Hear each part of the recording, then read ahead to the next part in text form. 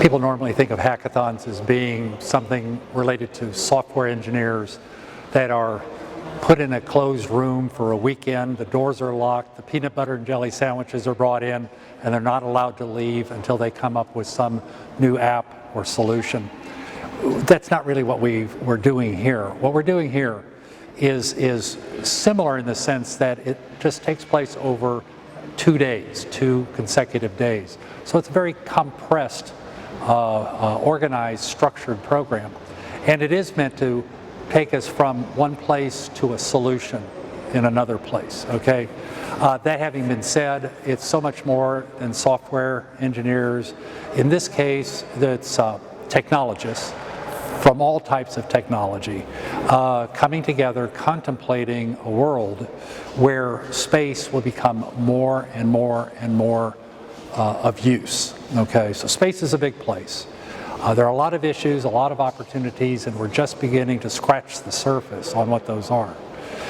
But what we have in the room with the technologists is a whole range of knowledge about space or lack of knowledge about space. And that reflects the reality of what Portugal and most other places have today when contemplating a new space economy.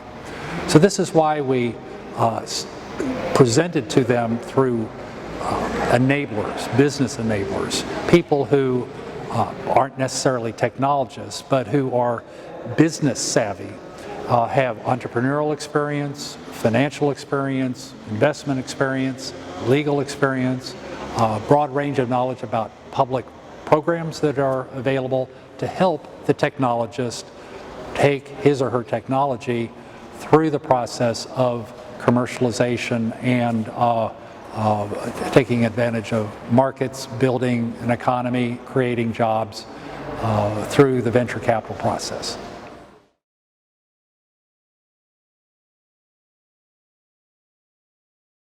The potential of the new space economy in Portugal is probably limitless if you take a look at, if you frame it in terms of having all the time in the world. Of course, we don't have all the time in the world because we live in a competitive global marketplace. So in terms of Portugal's position within that global competitive marketplace, I already have a few preliminary conclusions to share, but I will not be able to express until we've done the final analysis and the final report and taken a look at all of the inputs, the responses from the survey questionnaires that we've administered to see what impact the enablers have had on the technology creatives. And from that I'll be able to pull better conclusions, I think, perhaps more accurate conclusions out of all that data. But right now I see this. I see an exceptionally energetic and engaged and confident country of talent. I see technology, I see the institutions of higher education, I see the research centers, I see government.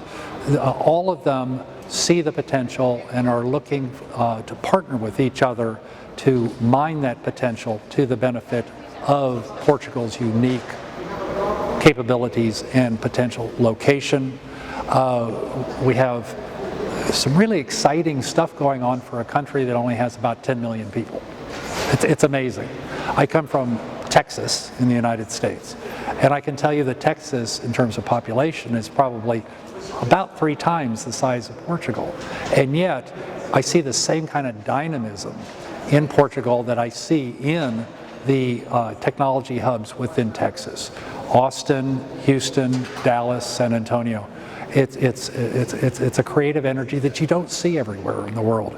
So I have great hope and confidence that energy will be put to very productive use, and I would predict, without knowing, that Portugal is going to be in a unique leadership capacity to broaden the world's capability away from what it's been in the past with a few very large nations doing most of the work, to a much broader, more egalitarian new space economy.